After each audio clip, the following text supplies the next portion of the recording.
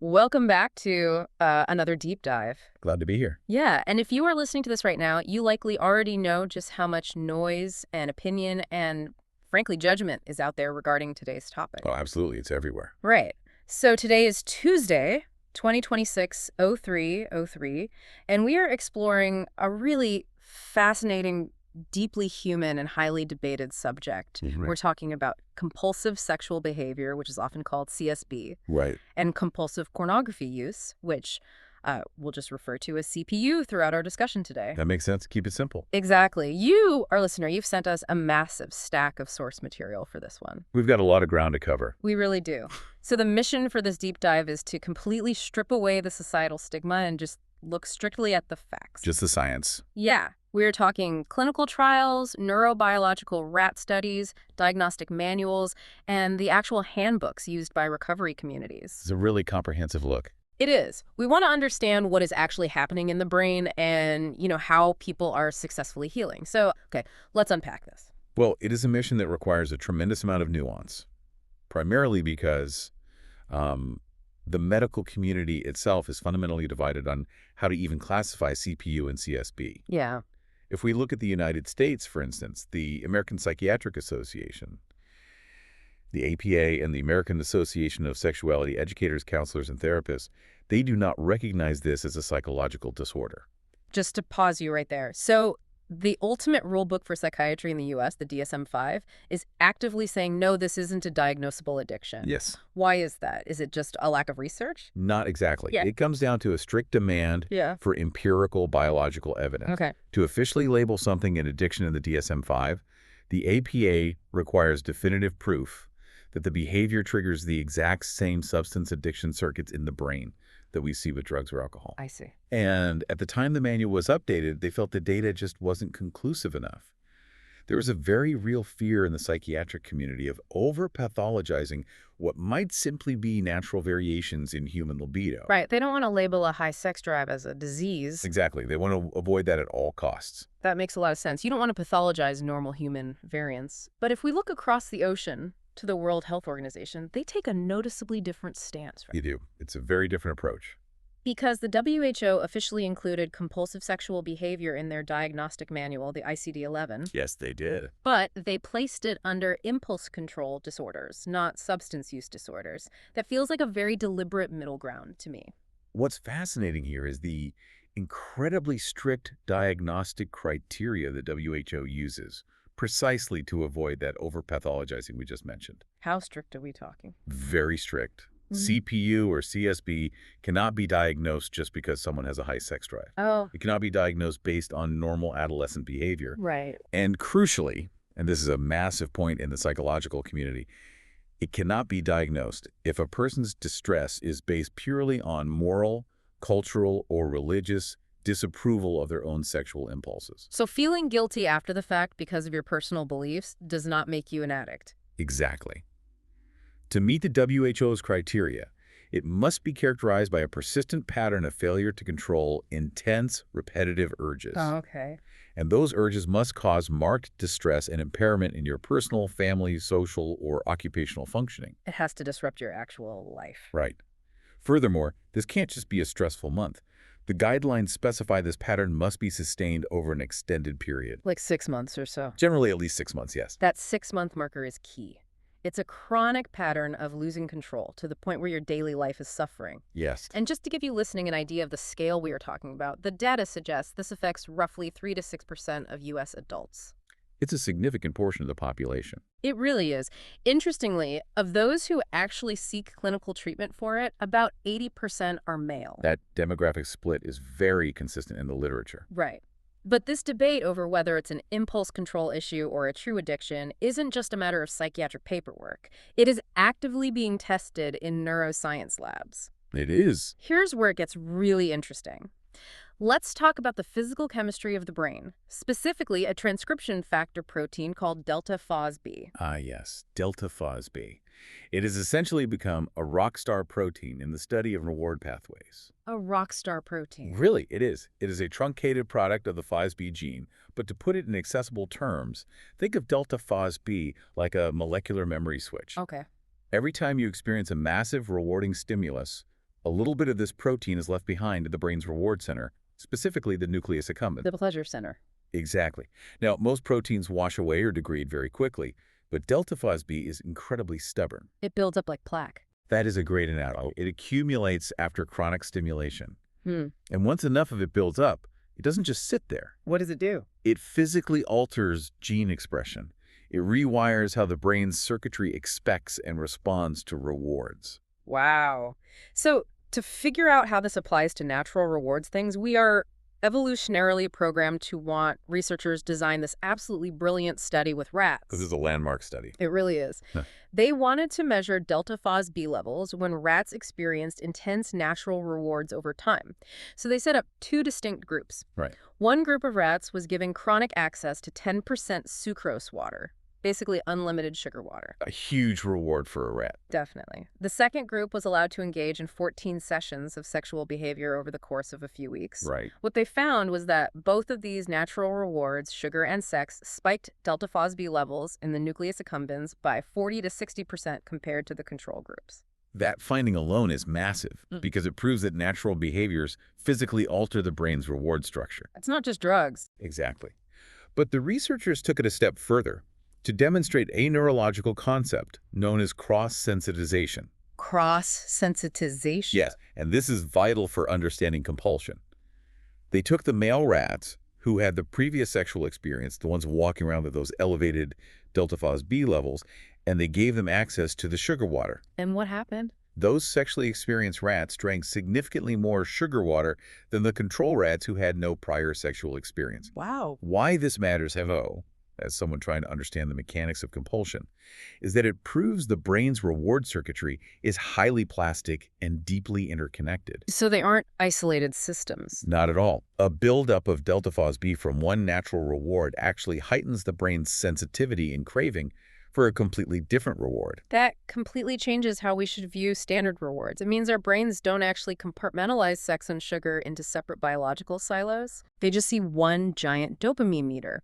The baseline for satisfaction literally changes, priming the brain for excess regardless of the specific stimulus. Precisely. The threshold for what feels rewarding gets pushed higher and higher. Now, if we take that understanding of brain chemistry out of the rat lab and look at actual human clinical treatments, we see this playing out in real time. We do. The sources you provided included a fascinating real-world case study of a 27-year-old male who presented with severe compulsions. Yes, a very severe case. His daily life was completely derailed. We're talking about viewing pornography for 3 to 10 hours a day, combined with overwhelming compulsions to hire transvestite prostitutes. Right. He reported feeling immense shame, felt entirely out of control of his own body, and had already tried multiple interventions. He had tried a lot of things. Yeah, he'd been prescribed antidepressants, mood stabilizers, and had gone through various psychotherapy programs with zero long-term success. Right. His previous medical team had even tried a high dose of fluoxetine, which is a common SSRI, hoping to curb the compulsivity, but it failed completely. So what did they do? Well, a new medical team decided to try a completely different pharmacological route. They used naltrexone monotherapy. Okay. They started him on 50 milligrams a day, eventually bumping it up to 100 milligrams. The results were dramatic. Really? Yes. The patient reported a massive reduction in sexual fantasies and, for the first time in years, a regained sense of control over his impulses. Wait, hold on. I want to make sure I'm grasping the implication here. Naltrexone is classically used to treat opioid dependence and severe alcoholism, right? It is. If giving a compulsive porn user an opioid blocker stops their urges, does that imply their brain was essentially reacting to pornography the exact same way a substance user's brain reacts to heroin or alcohol? It points very strongly to a shared neurobiological pathway. Wow. It comes down to a region of the brain called the ventral tegmental area, or the VTA. This is essentially ground zero for the brain's dopamine production. Ground zero. Exactly. Naltrexone works by blocking opioid receptors on specific interneurons within this area. Okay. By blocking those receptors, naltrexone effectively inhibits the dopaminergic neurons from firing. So it stops the dopamine flood before it can start. Exactly. Those are the exact neurons responsible for the reinforcing euphoric properties of compulsive behaviors. So it just cuts off the supply. By artificially muting that dopamine spike, the behavior simply stops feeling like a life or death compulsion that the brain absolutely has to fulfill. The craving is neurologically silenced. So naltrexone proves we can artificially mute the craving. It literally turns down the volume dial in the VTA. It does. But what if you don't want to rely on medication? Is there a way to naturally reset that delta FOSB buildup? There is. Because we know there is a massive online movement of people attempting to do exactly that without pills. Let's look at the lived experience of the recovery community. It's a huge community. They refer to this natural reset process as rebooting. A reboot generally means abstaining completely from PMO. Which is their acronym for porn, masturbation, and orgasm. Right. And a major driving force for men undertaking this grueling process is to cure PIED, or porn-induced erectile dysfunction. If you browse these community forums, the central question every single new user asks is, how long will my reboot take? When will I be fixed? And the answer isn't simple, is it? Not at all. It is incredibly nuanced. Based on the self-reported data collected from thousands of users over the years, the recovery timeline isn't a set number of days. It varies. Widely. It is dictated by a specific set of 8 distinct variables. We need to walk through these because they perfectly map onto the neuroscience we just discussed. Let's do it. Factor 1 is age and past sexual experience. Younger individuals who grew up with high-speed internet porn, whose brains were wiring during puberty exclusively to screens rather than partnered sex, often take much longer to rewire. That's right. Factor 2 is simply the sheer number of years spent heavily using PMO. Which correlates directly to how entrenched that delta FOSB buildup is. Exactly. Factor 3 is the length and frequency of the sessions. A user binging for 5 hours a day is exhausting their dopamine receptors far more aggressively than someone using for 20 minutes a week. And factor 4 is crucial. It's the escalation of tastes. This is pure novelty seeking. Yes. If a user had to seek out increasingly extreme or taboo genres just to get the same baseline dopamine hit, it takes the brain significantly longer to downregulate and return to a state where normal, everyday stimuli are actually arousing. Right. Factor 5 is the severity of the PIE they're experiencing. Factor 6 is the strictness of the reboot. Users who commit to total abstention from all 3, porn, masturbation, and orgasm, which is sometimes called hard mode. Hard mode. Yes, they tend to see the fastest neurological recovery. Makes sense. Factor 7 is consistency, meaning how well they avoid relapses. And the final factor is heavily psychological. It is the role of anxiety. Constant worrying. Constant worrying about whether they will ever heal often manifests as severe performance anxiety, which ironically slows down the physical recovery they're striving for. It is a deeply multifaceted process. And speaking of the psychological toll, we have to talk about the most notorious phase of this recovery. Yeah, flatline. Yes. It's a phenomenon widely reported in the community known as the flatline. The flatline is a temporary but often profound period of withdrawal. It can last anywhere from a few days to several agonizing months. Months. Yes, months. During a flatline, individuals experience an absolute zeroing out of their sexual arousal. Nothing at all. Nothing. They report a completely deadened libido, brain fog, physical sluggishness, zero motivation, and often a distinctly depressed mood. That is brutal. The data from these communities suggests roughly 25% of users attempting to quit report experiencing this severe flatline. That has to be terrifying. You quit the behavior specifically to fix your sexual health and regain your vitality, and suddenly your libido just vanishes completely. It feels like you've broken yourself permanently. It really does feel that way to them. But if we connect this to the bigger picture, the flatline is entirely logical. It's even expected from a neurobiological standpoint. How so? Think of it as the brain going under construction. It is actively attempting to rewire itself away from the artificial superstimulus of infinite internet pornography. Okay.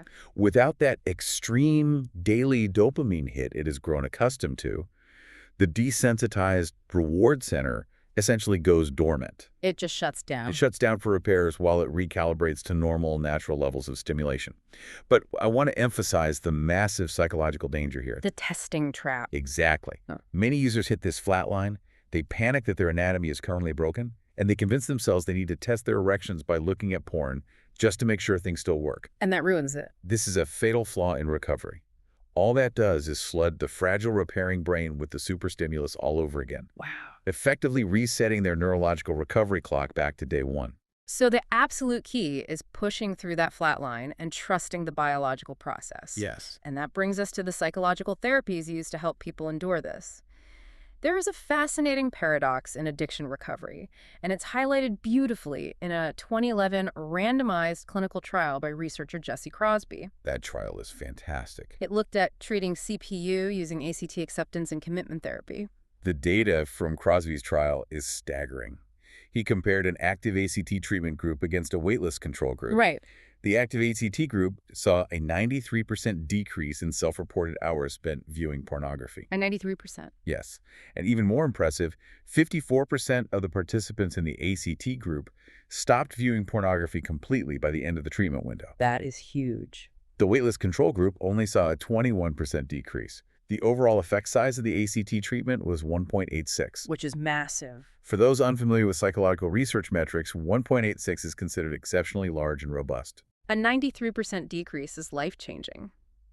So how does ACT actually feel in practice? Why is it so wildly effective? It directly addresses what psychologists call the paradox of control. The paradox of control. Right. Traditional logic, the way most of us are raised, suggests that if you have a bad or destructive urge, you should fight it.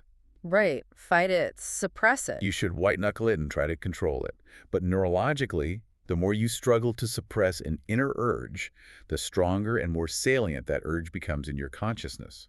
It's the classic mosquito bite. Yes. If I have a mosquito bite and I tell myself, do not scratch it, do not scratch it, the itch becomes the only thing occupying my mental RAM. It consumes my focus. Exactly. Acceptance and commitment therapy sidesteps this paradox entirely. The acceptance part teaches individuals to simply allow the urge to exist without judgment. You just observe it. You recognize it as just a temporary neurological event, a misfiring of dopamine, not a command you have to follow.